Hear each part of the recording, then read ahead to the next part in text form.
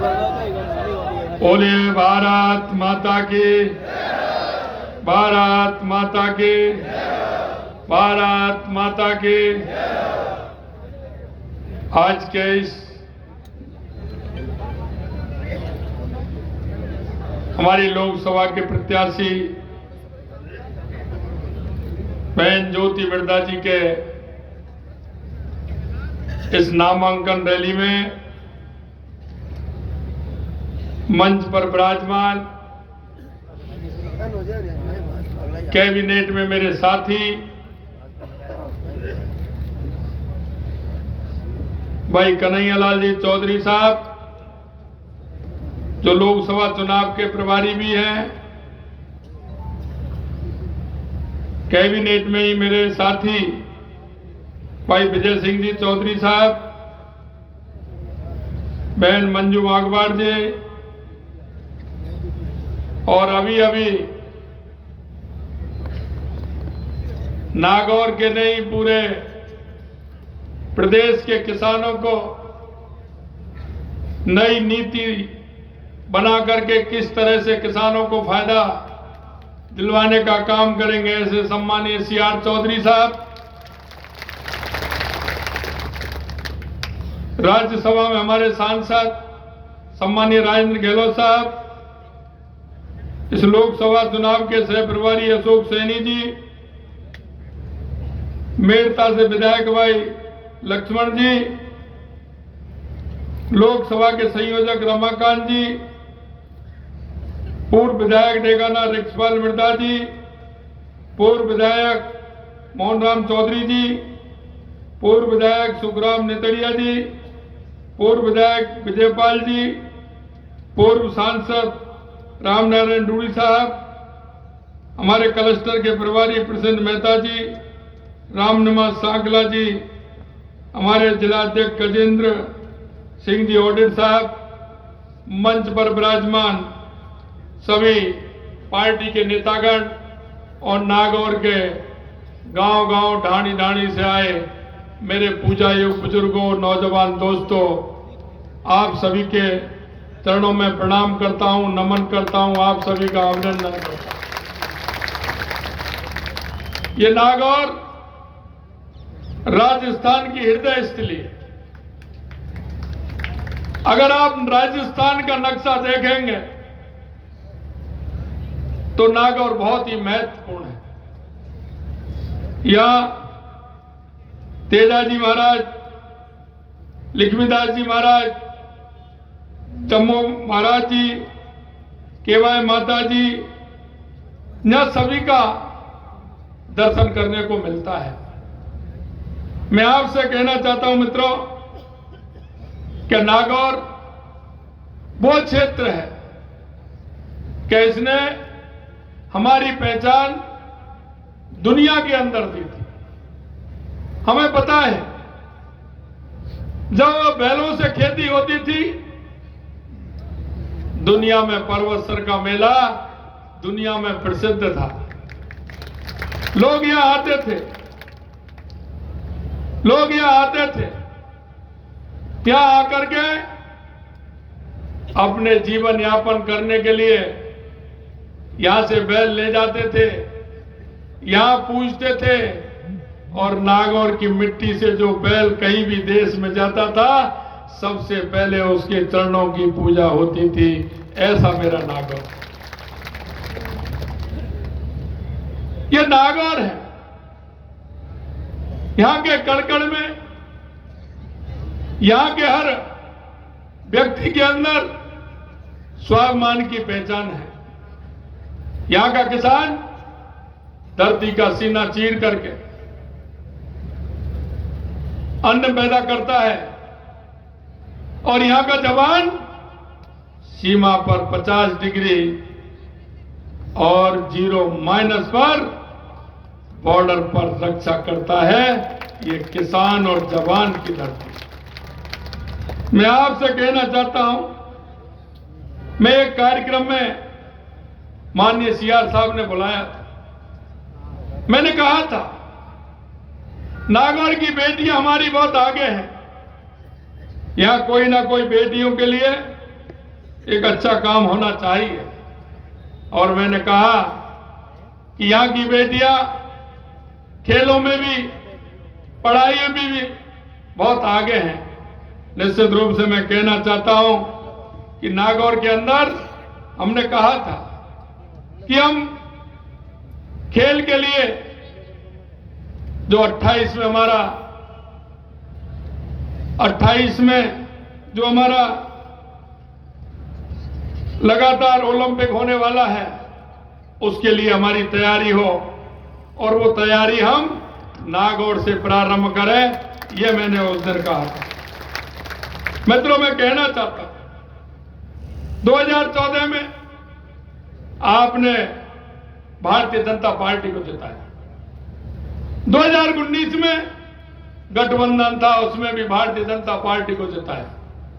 मैं आपसे कहना चाहता हूं, राजनेता कहीं भी, लेकिन उसके मन में जनता के बीच करने की कुछ टीस होती है और उस टीस के माध्यम से वो जनता को करना चाहता है। वही बहन ज्योति जी के अंदर है। उन्होंने कहा कि जो कांग्रेस जिन मूल्यों के आधार पर बनी थी, उनके आधार पर चली नहीं। उस कांग्रेस ने देश के अंदर धोखा दगा देने का काम किया। उन्होंने समझा कि यह पार्टी वो पार्टी नहीं है जिसमें किसान का भला किया जाए, गरीब का भला किया जाए। और उन्होंने आज भारतीय जनता पार्टी के अंदर आकर के और वो हमारी प्रत्याशी बनी है। मैं आपको विश्वास दिलाना चाहता हूं कि नागौर का भविष्य आप पर निर्भर करता है। मैं ये बात इसलिए कहना चाहता हूं, आप देख लीजिए, किसानों के लिए अगर किया है तो भारतीय जनता पार्टी की जब जब सरकार आई है, किसानों के लिए फायदा दिया है। आपको ध्यान होगा, सीकर की उस सभा में देश के यशस्वी प्रधानमंत्री अटल बिहारी वाजपेयी जी ने जाटों के आरक्षण की बात की, तो माननीय अटल बिहारी वाजपेयी जी ने की। और वो देश में नहीं, प्रदेश में नहीं, पूरे देश में अगर जाटों को आरक्षण देने का काम किया तो देश के पूर्व हमारे प्रधानमंत्री अटल बिहारी वाजपेयी जी ने किया। मैं आपसे कहना चाहता हूं, 1975 में जब जनता पार्टी की सरकार आई थी, काम के बदले अनाज योजना, अंत्योदय योजना का काम अगर प्रारंभ किया तो हमारे मुख्यमंत्री, पूर्व मुख्यमंत्री भैरव सिंह जी शेखावत ने किया। यही नहीं मित्रों, हमारे देश के यशस्वी प्रधानमंत्री जब अटल बिहारी वाजपेयी जी थे, तो किसान सम्मान निधि से नहीं, किसान की हमारी क्रेडिट कार्ड से लेकर के और हमारे ग्राम सड़क योजना, प्रधानमंत्री ग्राम सड़क योजना से लेकर के अगर काम किया तो अटल बिहारी वाजपेयी जी ने किया। नदियों से नदियों जोड़ने का काम अगर किसी की योजना थी तो वो अटल बिहारी वाजपेयी जी की थी। यह मैं इसलिए कहना चाहता हूं कि यह सभी योजनाएं किसान से जुड़ी हुई योजना है। यह काम भी अटल बिहारी वाजपेयी जी ने किया और किसानों को सम्मान निधि देने का काम किया तो देश के यशस्वी प्रधानमंत्री नरेंद्र मोदी जी ने किया। यह भी मैं आपको बताना। मित्रों, आज आप देखें, दुनिया में अगर कहीं देखेंगे 2000 पहले का देश और 2014 के बाद का देश अगर आपको देखना है तो आप देखें।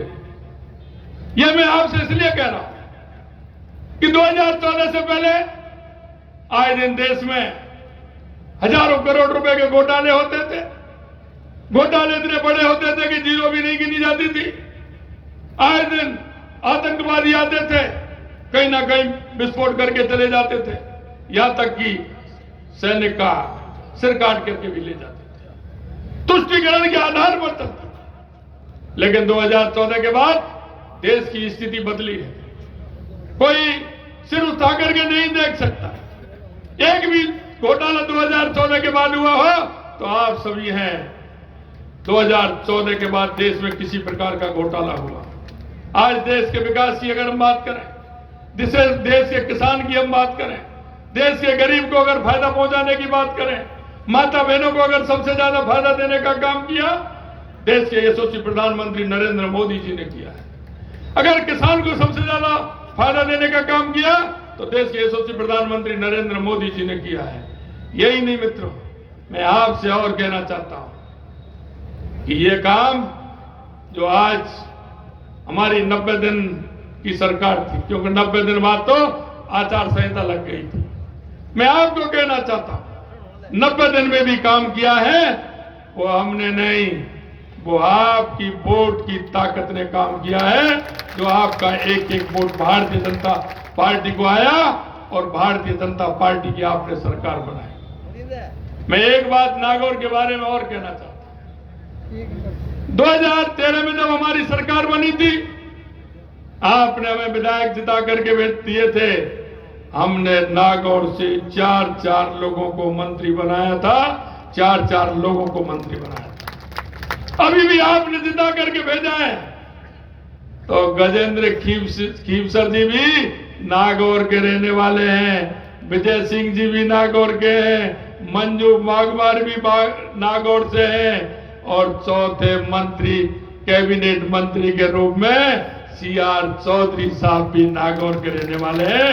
इस बार भी 4-4 मंत्री नागौर से हैं। मैं आपसे यह कहना चाहता हूं कि आपको समझना पड़ेगा, आपको देखना पड़ेगा। कई तरह के कांग्रेस के लोग अफवाह में आएंगे, कई तरह के झूठ बोलने का काम करेंगे। मैं आपको नागौर के कुछ पेपर भी लेके आया हूं जो कांग्रेस के लोगों ने घोषणा की है। कांग्रेस के लोगों ने घोषणा की है, लेकिन एक भी काम नहीं हुआ है। ये पेपर भी मैं लेके आया हूं, कितनी उन्होंने घोषणा की है। हम आपसे वादा करना चाहते हैं और हम आपसे यही कहना चाहते हैं, आपके बीच में जो बात करके जाएंगे, हमारे घोषणा पत्र में जो बात हमने कही है, हम आज भी आपको विश्वास दिलाना चाहते हैं। हम एक एक हमारे घोषणा पत्र, संकल्प पत्र की बात को हम पूरा करेंगे, एक एक बात को हम पूरा करेंगे। हमने आपसे कहा था, 15 दिसंबर को हमने शपथ ली थी, हमने कहा था 16 दिसंबर को, और हमने हमारी घोषणा पत्र में भी कहा था कि जिन लोगों ने इन युवाओं के आंखों में आंसू लाने का काम किया है, युवाओं को दर्द देने का काम किया है, हम उनको बख्शने वाले नहीं हैं, हम उनको छोड़ने वाले नहीं हैं। हम SIT गठित करेंगे और इस पेपर लीक का जो इतना बड़ा घोटाला हुआ है, वो कितना भी बड़ा मुलजिम हो, उसको सलाखों के अंदर करेंगे, सलाखों के अंदर करेंगे। आपसे वादा किया था, उनमें से 65 लोग बंद हो गए और अभी कार्रवाई चालू है। कितना भी बड़ा व्यक्ति होगा लेकिन गलत किया है तो सलाखों के पीछे होगा, ये हम आपसे कहना चाहते हैं। अभी RPSC तो बाकी है, CR चौधरी साहब भी उसमें रहे हैं, RPSC का मान बढ़ाया है। देश के अंदर इस RPSC का बहुत बड़ा नाम था, उसके विश्वास का, उसको भी खत्म करने का काम कांग्रेस के लोगों ने किया है। हमने आपसे वादा किया था कि हमारी सरकार आते ही हम 450 रुपए में सिलेंडर देंगे। हमने 25 दिसंबर को फैसला किया और 1 जनवरी से 450 रुपए में 73 लाख महिलाओं को सिलेंडर देने का हमारी सरकार ने किया है। यही नहीं मित्रों, हमने कहा था कि अगर हमारी सरकार आएगी तो किसान की सम्मान निधि बढ़ाने का काम हम करेंगे। हमने पहली कैबिनेट में 6000 रुपए बढ़ते थे, 6000 रुपए माननीय यशस्वी प्रधानमंत्री नरेंद्र मोदी जी 6000 रुपए किसान सम्मान निधि देने का काम करते थे। हमने वायदा किया, पहली किस्त हमने 2000 रुपए बढ़ा करके हमने 8000 करने का काम हमारी सरकार ने किया। यही नहीं मित्रों, मैं आपको बताना चाहता, सम्मान निधि कौन देता था? सम्मान निधि कौन देता था? कौन देते हैं सम्मान निधि? मोदी जी देते हैं ना। केंद्र की सरकार देती है कि नहीं देती? हाथ तो खड़े करो। केंद्र की सरकार देती है ना। लेकिन मैं आपसे कहना चाहता हूं, अगर किसी के पिताजी का देहावसान हो जाता है तो उनके बेटे 1, 2, 3 बेटे होते हैं, तो उनका दाखिला नहीं खुलता है, नामांतरण नहीं खुलता है क्या? नामांतरण खुलता है कि नहीं खुलता है? अगर उनको तो इसलिए नहीं मिल रही कि उनके पिताजी चले गए, उनको इसलिए नहीं मिल रही कि जब नामांतरण खुलता है तो उसकी सूची केंद्र सरकार ने मांगी कि आप वो सूची भेजिए। इस राजस्थान की सरकार ने उस सूची को भी केंद्र में नहीं भेजा।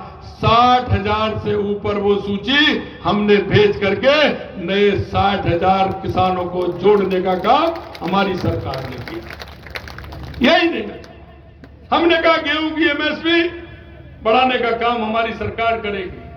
हमने पहली किस्त में 2275 रुपए से 125 रुपए बढ़ा करके 2400 रुपए करने का काम हमारी सरकार ने किया।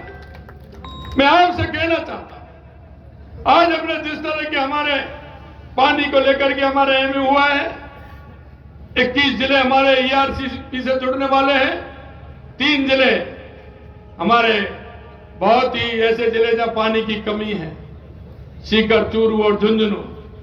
हमने कहा हम इनको जोड़ना चाहते हैं। यमुना का हमारा समझौता, हमारा वहां चंबल का समझौता हो गया, यमुना के भी समझौता हम करने वाले हैं। हमने कहा अधिकारियों से, मैंने कहा आप अपने पेपर तो निकालिए, हमें दीजिए। ये कांग्रेस के लोग कहते हैं कि साहब हमने भी यमुना समझौता के लिए काम किया है, हम भी यमुना समझौता करना चाहते हैं। हमने कहा पेपर निकालिए, पेपर निकलवाए। हमने देखा उन्होंने एक भी पत्र किसी को नहीं लिखा, ना हरियाणा सरकार को लिखा, ना केंद्र की सरकार को लिखा। अगर कोई पत्र लिखा 1994 में लिखा, और वो भी हमारे प्रदेश के पूर्व मुख्यमंत्री माननीय भैरव सिंह जी शेखावत ने लिखा। कांग्रेस के किसी व्यक्ति ने यमुना पर एक पत्र भी नहीं लिखा। कहते हैं कि समझौता के लिए हम भी घूम रहे थे, हम ईआरसीपी का समझौता करके आए, तो उन्होंने कहा ये ऐसे नहीं हुआ। मैंने कहा आप बताओ कैसे होगा, आपके पास कोई पेपर हो तो वो ले आओ। आपने कहां का समझौता करने की बात कही है? हमने वो भी किया, और मैं आपसे कहना चाहता हूं वो यमुना समझौता भी किया। और माननीय यशस्वी प्रधानमंत्री नरेंद्र मोदी जी के नेतृत्व में जब मनोहर खट्टर जी से जब मुख्यमंत्री थे, उनसे कहा तो उनका तीसरे दिन फोन आया कि आइए समझौता करेंगे। उन्होंने कहा कि 3 पाइपलाइन आप भी जाएंगी, 1 पाइपलाइन हमारी भी जाएगी, और राजस्थान के तीनों जिलों को पीने का भी पानी मिलेगा, सिंचाई का भी पानी मिलेगा। ये मैं आपसे कहना चाहता हूं। अभी ज्योति जी कह रही थी नागौर के लिए भी पानी, मैं आपको कहना चाहता हूं नागौर को भी पानी आएगा, नागौर को भी पानी आएगा। उसकी भी मैं कहानी आपको बताना चाहता हूं, क्योंकि ये इंदिरा गांधी नहर और गंगा नहर ये हिमाचल से आती है। पोंग डैम है, जहां बड़ा डैम है, उससे पानी आता है। 1984-85 में बाढ़ आई थी। उस बाढ़ के कारण पंजाब में बड़ी दिक्कत हो गई थी, बड़ी परेशानी हो गई थी। उस पोंग डैम में 10 फुट नीचे उन्होंने ये लिख दिया, अधिकारी थे वहां के, कि 10 फुट इस बांध को खाली रखा जाए। उन्होंने वो हमेशा 10 फुट बांध को खाली रखा, क्योंकि उसमें राजस्थान का हिस्सा, पानी का बड़ा हिस्सा है, क्योंकि वो पानी बाड़मेर तक और जैसलमेर तक भी जाता है। हमने हमारे आर.के. सिंह जी, हमारे बिजली मंत्री, क्योंकि उनके अंडर में वो आता है, उनको हमने निवेदन किया कि ये 10 फुट है, इसको हमारा पानी इसमें रुकता है, इसलिए इस पानी हमारा कम हो जाता है, इसलिए इसको बढ़ाने का काम करें। आर.के. सिंह जी ने कहा कि निश्चित रूप से हम इसको बढ़ाएंगे, अगर उसमें हमारा हिस्सा बढ़ता है तो हमारा वो पानी हनुमानगढ़, गंगानगर, बीकानेर, नागौर, जैसलमेर और बाड़मेर को वो पानी छूने वाला है। मैं आपसे कहना चाहता हूं उस पानी को भी बढ़वाएंगे, और प्यासे नागौर को भी, और जैसलमेर और बाड़मेर को भी पानी पिलाने का काम करेंगे। ये हम आपसे कहना चाहते हैं। मित्रों, काम करना बड़ी बात नहीं है, दृढ़ इच्छा शक्ति हो, काम करने का मन हो। क्योंकि चौधरी चरण सिंह जी कहते थे, मैं धन्यवाद देना चाहता हूं चौधरी चरण सिंह जी को, कि वो किसानों की हमेशा भलाई की सोचते थे। अगर इस देश के अंदर किसानों के बारे में सोचा है तो या तो चौधरी चरण सिंह जी ने सोचा है, या अटल बिहारी वाजपेयी जी ने सोचा है, और या हमारे देश के यशस्वी प्रधानमंत्री नरेंद्र मोदी जी काम कर रहे हैं। कभी किसी ने किसानों की परवाह नहीं की। ये मैं आपसे कहना चाहता हूं मित्रों, ये मेरे मुल्क के मालिक, जो मुल्क का मालिक है वो दर दर की ठोकर खा रहा है।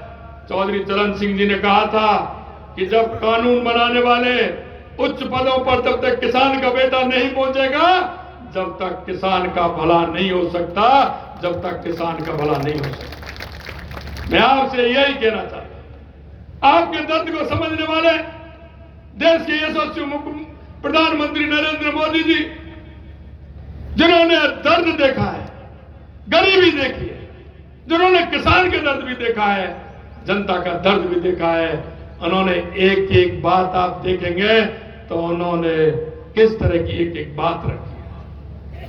उन्होंने कहा देश में 4 जातियां हैं, उन 4 जातियों में पूरा समाहित कर दिया, मजदूर, किसान, महिला और युवा।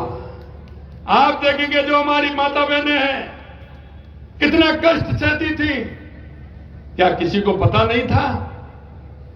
70 साल की आजादी के बाद किसी को पता नहीं था कि माता बहनों के क्या कष्ट हैं? अरे जब वो शौच के लिए जाती थी, रात्रि का इंतजार करती थी और सुबह भोर होने से पहले जाती थी। इस शौचालय बनाने का काम किया तो देश के यशस्वी प्रधानमंत्री नरेंद्र मोदी जी ने किया। बारिश के समय में जब ईंधन गीला हो जाता था, माता बहनें फूंक देते परेशान हो जाती थी, धुआं उनके फेफड़ों में भी जाता था, आंखों में भी जाता था। अगर उज्ज्वला का कनेक्शन देने का काम अगर किसी ने किया तो देश के यशस्वी प्रधानमंत्री नरेंद्र मोदी जी ने किया है। आप देखते हैं, आपने देखा होगा कई मेरे बुजुर्ग यहाँ बैठे हैं, गांव से निकले हैं, जब पढ़ाई करते थे गांव में टिमटिम जलाते थे, किसी शीशी के ढक्कन में छेद करते थे, उसमें बत्ती डालते थे, मिट्टी का तेल डालते थे, उसको जलाते थे, घर भी काला हो जाता था, आंखें भी खराब होती थी, कमरे को बंद नहीं कर सकते थे क्योंकि उसमें धुआं हो जाता था। घर घर अगर लट्टू देने का काम किया तो देश के यशस्वी प्रधानमंत्री नरेंद्र मोदी ने किया।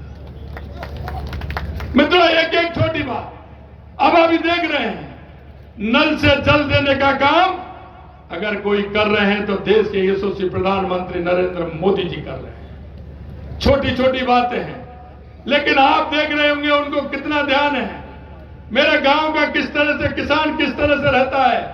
और मैं यही कहना चाहता हूं, इन लोगों ने गांव और शहरों की दूरी भी बढ़ा दी। गांव और शहरों की दूरी यह बढ़ा दी, आज 70 साल के बाद भी गांव में शिक्षा का अभाव है, चिकित्सा का अभाव है, सड़क का अभाव है, बिजली का अभाव है। ये क्यों? अरे जो हमारे बाद में जो देश आजाद हुए थे वो देश कहीं से कहीं पहुंच गए, लेकिन यहां इस देश के अंदर भ्रष्टाचार और तुष्टीकरण के आधार पर लोगों ने राजनीति की थी, भ्रष्टाचार और तुष्टीकरण के आधार पर। मित्रों, मैं आपसे यही निवेदन करना चाहता हूं, आने वाला समय आपका है, एक एक वोट आपका है, और ये जो ताकत माननीय मोदी जी को दे रहा है वो आपका एक एक वोट दे रहा है, एक एक वोट दे रहा है। हम कहते हैं, हम जो कहते हैं वो करते हैं। हमारे घोषणा पत्र के अंदर था कि हमारी सरकार केंद्र में पूर्ण बहुमत के साथ आएगी, हम धारा 370 हटाएंगे। हमारा वादा था कि केंद्र में हमारी पूर्ण बहुमत की सरकार आएगी, हम राम मंदिर का निर्माण करेंगे। सरकार आते ही धारा 370 को भी हटाया और राम मंदिर का निर्माण भी हुआ। और आपने 22 जनवरी को रामलला के दिव्य और भव्य मंदिर में प्रतिष्ठा होते हुए भी देखी होगी। देश नहीं दुनिया ने देखा, और दुनिया का सबसे बड़ा सांस्कृतिक केंद्र अयोध्या बनने वाला है।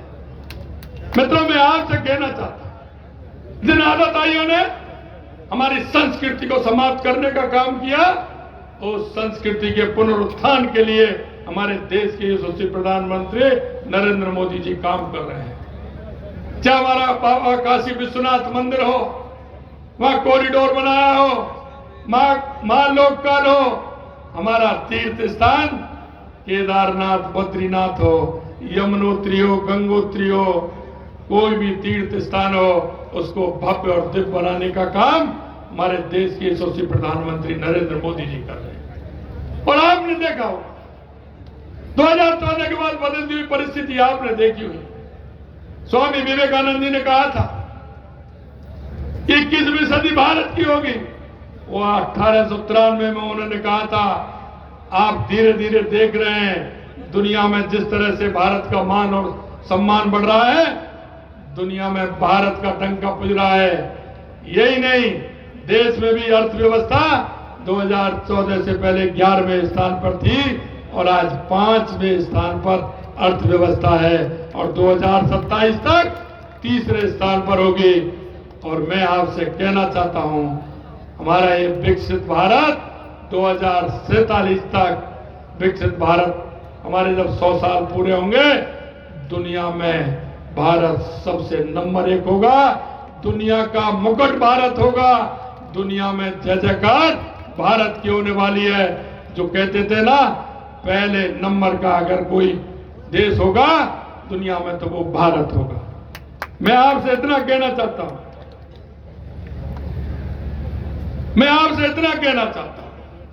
गर्मी का मौसम, हमने कहा है कि जहां किसानों के पानी की व्यवस्था होनी चाहिए, कोई भी किसी तरह का कनेक्शन नहीं कटे, किसी तरह के पानी की हमारे किसानों को दिक्कत नहीं हो, पीने के पानी की दिक्कत नहीं हो, पूर्ण रूप से पानी मिले, ये हमने वायदा किया है।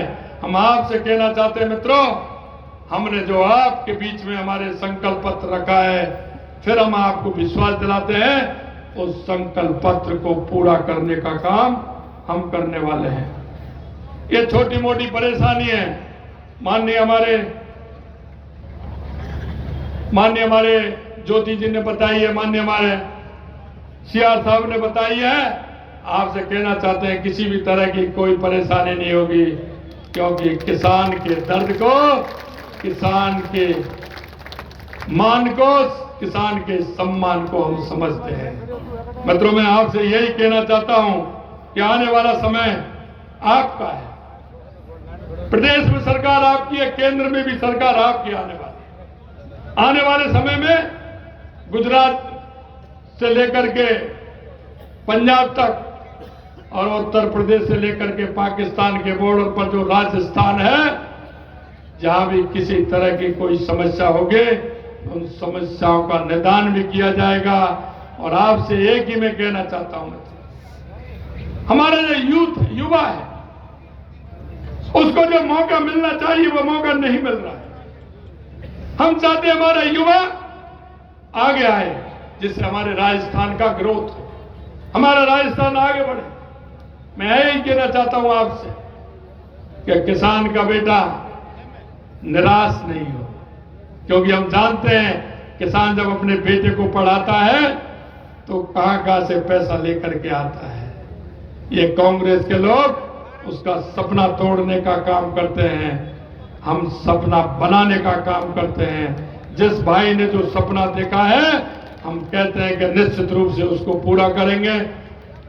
19 तारीख को आपका लोकतंत्र का महापर्व आने वाला है। ये लोग आने वाले हैं, कई तरह के आपको सपने भी दिखाने वाले हैं, कई तरह की झूठ भी बोलने वाले हैं और कई तरह से आपको गुमराह भी करने वाले हैं। मैं आपसे यही कहना चाहता हूं कि 19 तारीख को हमें बड़ी संख्या में, कोई भी बूथ हमारा ऐसा नहीं हो जहां हमारा कमल का फूल नहीं खिले। हर जगह कमल का फूल खिलाना है और इस नागौर लोकसभा को ज्योति जी के एक फूल के रूप में, और फूल भी वो जो ऐसा खिला हुआ हो जो देख करके प्रसन्न हो जाए। कम से कम 5 लाख वोट से ज्यादा से जिताकर ज्योति जी को लोकसभा में भेजना है, जिससे आपकी समस्याओं का समाधान भी होगा और इस नागौर का विकास भी होगा। और इस राजस्थान का विकास भी होगा। इतना ही मैं आप सभी से कहना चाहता हूं। आप सभी को बहुत बहुत धन्यवाद। जय हिंद, जय भारत।